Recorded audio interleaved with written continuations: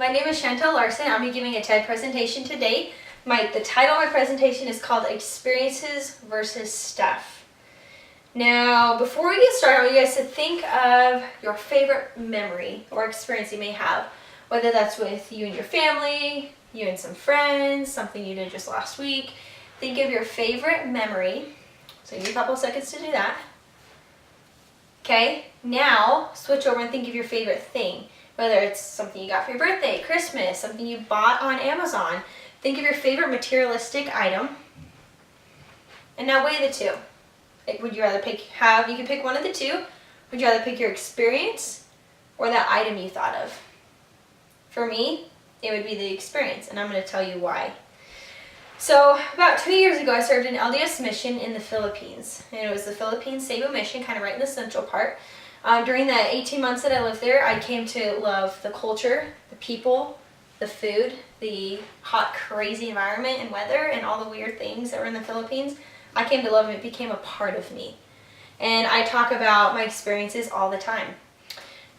Just this past winter, my husband and I worked at a ski resort. And during that time, I was able to earn a pretty good commission check. Now with that money, I had a couple decisions. What was I going to do with that money? You know, I could put it towards savings, which would be really good, right? I'm a poor college student. I could put it towards something for my photography business. I could put it towards many things. However, I decided to put that commission check towards 2 plane tickets to the Philippines. So just a couple months ago, my husband and I were able to go back and visit the Philippines. I used that commission check to go towards the plane tickets, like I said, which I found at a really great price. And we stayed in really affordable Airbnb things while we were on our trip. Now, with the experience that my husband and I had, no money could buy that. There's absolutely no way that I would trade that commission check or get another commission check for that amount of money or for that experience that we had. And this was just one of my favorite families that we visited while in the Philippines, and they were so sweet to us, and it was a week of just joy and happiness. I found a quote. It says, "Fill your life with adventures, not things. Have stories to tell, not stuff to show." And that's about all I have in the Philippines, are stories and experiences and things that I learned and how I grew. Now, the problem with today's society is that we spend so much time and money on just these unnecessary gadgets. Yeah, they're cool, they're great, everyone has one. But it's so much money. It only provides temporary happiness and temporary contentment. And as I think back living in the Philippines, I lived a life of simplicity. I learned to appreciate the little things. Even that week that I went there, that I returned for, with my husband, it was just a life of simplicity. I'm not have anything fancy on me. We're just living a simple life in the Philippines and enjoying it. Now, I did a bit of research to see exactly what all this money that we acquire every year, every month, every week in the States, what it goes towards. And I was surprised by the numbers, and I'd like to share those with you. So, one of my first findings was that 62% of all average household expenses go towards these 3 things: housing, transportation, and food. So that comes to a total of about $35,000 a year that goes towards just these 3 things. Pretty crazy in my opinion.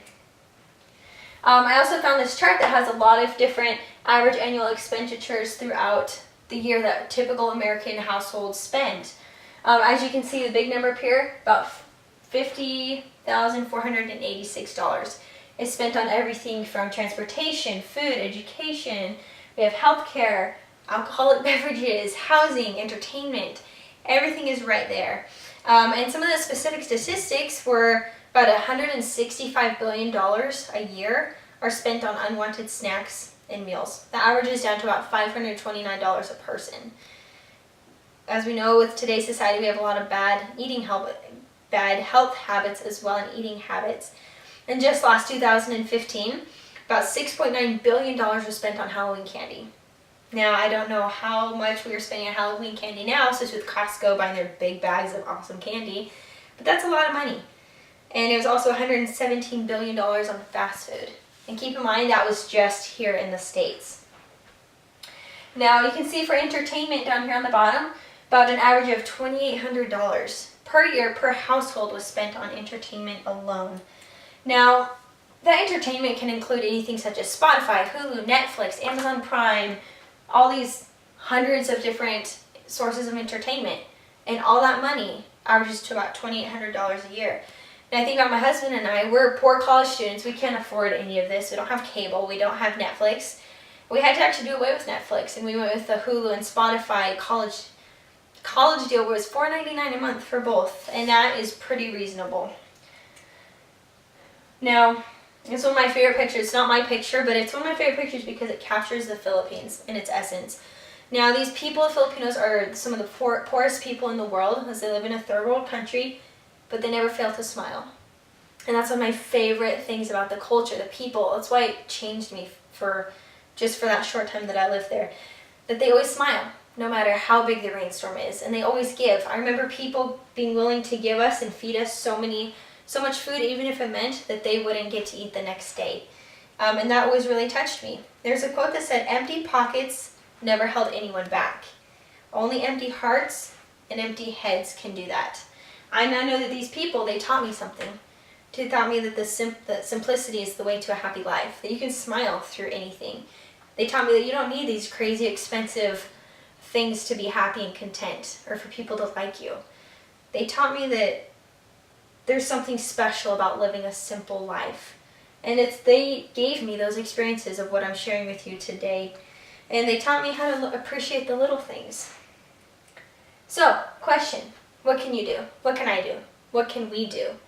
Okay, if we're going to change our lifestyles and invest in these experiences rather than stuff, what can we do about it? For one, we can cut back on spending.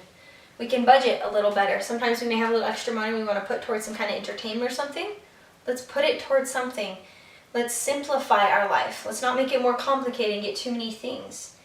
Let's have a budget or an account set for family trips and everything. And that's actually something my family is doing this year.